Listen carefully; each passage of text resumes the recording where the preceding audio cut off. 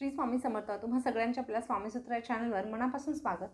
स्वामी भक्त हो, आज पुन्हा एकदा तुमच्यासाठी नवीन व्हिडिओ घेऊन आलेली आहे. आजच्या व्हिडिओमध्ये आपण काही वास्तू टिप्स जाणून घेणार आहोत. खरं तर वास्तू टिप्स संबंधी यापूर्वीही 1-2 व्हिडिओ बनवले आणि त्याला खूप छान असा रिस्पॉन्स आला. बऱ्याच जणांना ते व्हिडिओ आवडले. त्यासोबतच अजूनही काही वास्तू टिप्स असतील तर सांगा असं त्यांनी आवर्जून सांगितलं. त्याकरिता पुन्हा एकदा अशाच पद्धतीचा एक व्हिडिओ बनवला आहे. पण त्यामध्ये ज्या टिप्स होत्या त्या सोडून अजून आपण टिप्स घेऊन आलेलो आहोत. कारण वास्तू टिप्स म्हटलं तर अगदी भरपूर प्रमाणात वास्तू टिप्स असतात. अगदी छोट्या छोट्या गोष्टींमध्ये आपण वास्तू टिप्स म्हणजे त्याचा वापर करू शकतो आणि आपल्या घरातलं वातावरण हे सकारात्मक बनवू शकतो.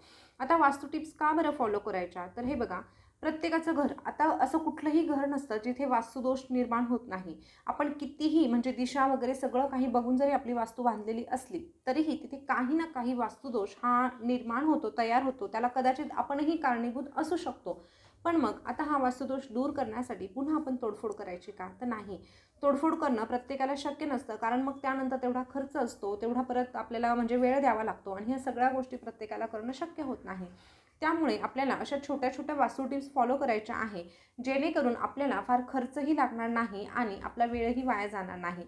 तर निश्चितच याने भरपूर सकारात्मक असे बदल दिसून येतात. फक्त करण्यावर विश्वास असायला हवा, ते सातत्याने करायला हवं. निश्चितच याचे बदल आपल्याला हे दिसून येतात म्हणजे येतातच. तर चला सुरुवात करूया की कुठल्या टिप्स आपल्याला घरामध्ये फॉलो करायच्या आहे. तर सगळ्यात पहिली गोष्ट येते मुख्य दरवाजाची. आता मुख्य दरवाजासंबंधी एक सेपरेट व्हिडिओ फक्त मुख्य दरवाजासाठी आपण बनवूया, नक्कीच लवकरात लवकर बनवूया. आपण म्हणजे थोडक्यात सांगते. आपला जो मुख्य दरवाजा आहे तो आपल्या घराचा एक प्रकारचा आरसा असतो. त्यासोबतच घरामध्ये येणारी सकारात्मकता किंवा नकारात्मकता इथूनच प्रवेश करत असते, मुख्य दरवाजातून. त्यामुळे ह्या मुख्य दरवाजावर आपल्याला एक कोहळा लावायचा आहे. आता बऱ्याच जणांना कोहळा काय आहे ते माहीत नाही. तर कोहळा तुम्ही गुगलवर सर्च करा. असं म्हणजे एवढ्या आकाराचं ते फळ असतं. हे फळ आपल्याला आपल्या मुख्य दरवाजावर लावायचं असतं. आता हे फळ तुम्हाला कुठे भेटणार, तर जिथे कुठे पूजा साहित्याचं दुकान मिळतं ना, किंवा मग जिथे देवस्थान आहे तिथे तुम्ही आवर्जून चौकशी करा, तिथे तुम्हाला ते मिळून जाईल. आता त्याची किंमत साधारणतः 100-120 अशी असू शकते, याच्या आसपास ती असू शकते. कदाचित यापेक्षा थोडी कमी असेल किंवा थोडेसे प्रमाणात जास्त असू शकते. तर निश्चितच हे फळ आपल्याला घरी आणायचं आहे. पण मग हे घरी कधी लावायचं, उठसूट कधी पण का, तर नाही. अमावस्या बघून अमावस्येच्या तिथीनं आपल्याला हा कोहळा आपल्या मुख्य दरवाजावरती लावायचा असतो. आता हा कपड्यामध्ये वगैरे गुंडाळून लावायचा नाही. बऱ्याच ठिकाणी कपड्यामध्ये गुंडाळून लावला जातो. ठीक आहे, तुम्हाला तसं करायचं तरी चालू शकतं, पण शक्यतो कपड्यामध्ये गुंडाळून लावू नका. तशाची तशा आपल्याला त्या म्हणजे बांधण्यासाठी काहीतरी कसला तरी वापर करायचा, ते बांधण्यासाठी आपण काहीतरी सोय करायची आणि तशा पद्धतीने मुख्य दरवाजावर आपल्याला तो लावून द्यायचा आहे. आता हा लावताना एक काळजी घ्यायची की कुठल्याही कोपऱ्याला लावायचं नाही. आता आपला जो मुख्य दरवाजा आहे ना, त्यातून आपण आत प्रवेश करतो ना, जेव्हा आपण आत प्रवेश करणार आहोत किंवा बाहेर जाणार आहोत तेव्हा तो कोहळा जो आहे त्याच्या खालून आपला प्रवेश होईल. अशा पद्धतीने तो कोहळा आपल्या डोक्याच्या वरती, म्हणजे जो आपल्या डोक्याच्या भागावरती येईल, जेणेकरून आपण त्याच्यात खालून जाणार आहोत, अशा पद्धतीने लावायचं आहे. मग ह्या साईडला त्या साईडला असं कोपऱ्यांना लावू नका, अगदी मध्यभागी लावा. आता याचं कारण असं की जेव्हा आपण ह्या कोहळ्याच्या खालून जात येत असतो तेव्हा आपल्यातील जी नकारात्मकता आहे तेव्हा हा कोहळा शोषून घेत असतो, किंवा आपल्या घरामध्ये येणारी जाणारी जी व्यक्ती आहे, सगळेच जण आपल्या घरामध्ये नकारात्मकता घेऊन येत नाही. पण क्वचित एखादी व्यक्ती अशी असते की ती आपल्या घरामध्ये नकारात्मकता हमखास घेऊन येते.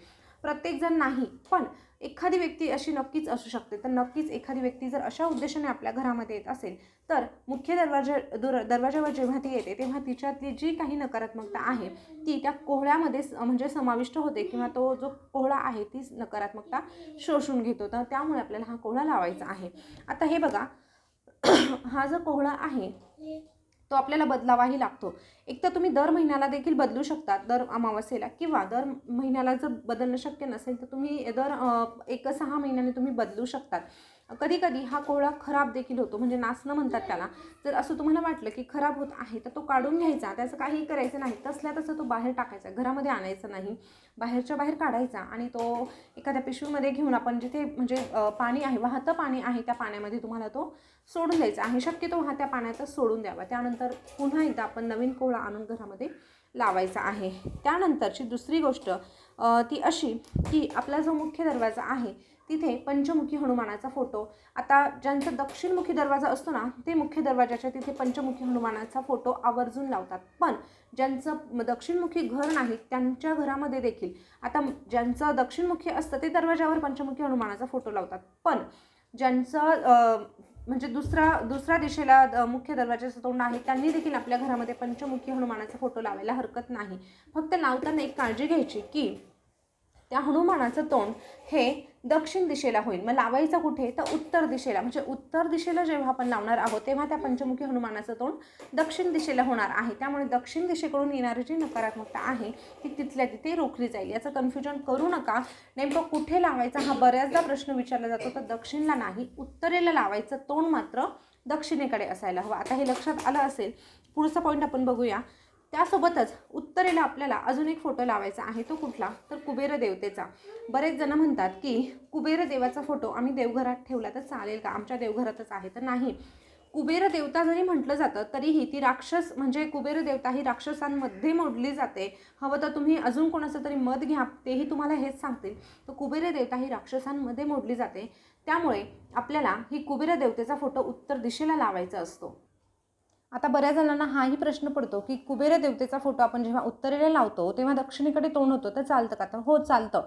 कुबेराचा फोटो आपल्याला उत्तर दिशेलाच लावायचा आहे. बऱ्याच जणांचा गैरसमज असा आहे की दक्षिण दिशेला लावला की मग तोंड उत्तरेकडे होतं. तर नाही, कारण मग कुबेराची दिशा जर ही उत्तर येते तर मग फोटो उत्तर दिशेलाच असायला हवा ना. तर नक्कीच उत्तर दिशेलाच तुम्हाला कुबेराचा फोटो लावायचा आहे. या व्यतिरिक्त हे जे फोटो जे तुम्हाला सांगितले ते कधीही असेच लटकवून ठेवू नये किंवा टांगून ठेवू नये. त्यांच्यासाठी छान असं काहीतरी ठोकून, फळी वगैरे ठोकून घ्यायचे आहे किंवा काचेचे ब्रॅकेट वगैरे मिळतात ते बनवून घ्यायचे आहे आणि त्यावर हे फोटो ठेवायचे आहे. फोटो कधीही लटकून ठेवू नये. यासोबतच कुबेराच्या फोटोजवळ आपल्याला एक छोटंसं म्हणजे असं छोटीशी वाटी घ्यायची आहे किंवा मग आता आपण लक्ष्मीपूजनाला जे बोळके पुजले होते ना तशा पद्धतीची मातीची बोळके घ्यायचे आहे. त्यामध्ये नाणी भरून ठेवायची आहे. 1 रुपयाची, 2 रुपयाची, 5 रुपयाची अशी ते भरून आपल्याला नाणी ठेवायची आहे, जे कॉईन असतात ते. आणि अशा पद्धतीचे कॉईन आपल्याला कुबेर देवतांसमोर ठेवायचे असतात. हा उपाय देखील आर्थिक वृद्धीसाठी खूप म्हणजे छान असा रिझल्ट देणार आहे. नक्कीच तुम्ही करून बघा. अर्थात आपल्याला कष्ट तर आपले करणं गरजेचंच आहे, पण असे उपाय केले तर निश्चितच आपल्याला आर्थिक म्हणजे प्राप्ती होण्यामध्ये ज्या अडचणी निर्माण होतात त्या दूर होण्यासाठी हे उपाय मदत करत असतात. त्यानंतरचा पुढचा जो पॉईंट आहे तो असा की जेवायला नेहमी पूर्वेकडे किंवा उत्तरेकडे तोंड करून बसावं. अगदीच पश्चिमेला तोंड करण्याची वेळ आली तर चालेल, पण दक्षिणेला तोंड करून कधीही जेवू नये. हाच नियम झोपण्याच्या बाबतीत आहे. पण झोपताना काय करायचं तर झोपताना नेहमी आपले जे पाय आहे ते उत्तरेकडे करून झोपायचं असतं. म्हणजे आपलं डोकं दक्षिणेकडे झालं तर चालेल, पण आपलं डोकं उत्तरेकडे कधीही करू नये. कारण उत्तरेकडे जेव्हा आपण डोकं करून झोपतो तेव्हा आपले पाय हे दक्षिणेकडे होत असतात. त्यामुळे हे कन्फ्युजन करू नका. आणि पूर्वेकडे देखील आपल्याला कधीही पाय करायचे नसतात. अगदी साध्या सोप्या गोष्टी सांगायचं झालं तर दक्षिणेकडे आणि पूर्वेकडे पाय करून कधीही झोपू नये. आता हे वाक्य तर तुमच्या लक्षात आलं असेल. त्यानंतर पुढची गोष्ट की आपल्या देवघराबाबतीत देखील अनेक उपाय आहे किंवा देवघराबाबतीत देखील अनेक वास्तू टिप्स आहेत. त्या दुसऱ्या व्हिडिओच्या माध्यमातून सगळ्या फक्त देवघरासंबंधित जाणून घेऊ. तरीही त्यातला एक पॉईंट सांगते. देवघरामध्ये जेव्हा आपण मूर्ती ठेवतो, फोटो ठेवतो तेव्हा त्या अगदी समोरासमोर कधीही असू नये. शक्यतो देवघरामध्ये नसतात, परंतु आपण जेव्हा भिंतीवर देवदेवतांचे फोटो लावतो ना तेव्हा बऱ्याचदा असं होतं की ह्या भिंतीवर एक फोटो असतो आणि समोरच्या भिंतीवर एक फोटो असतो. तर असे समोरासमोर फोटो कधीही लावू नये. एकदा देवघरातही बघून घ्या.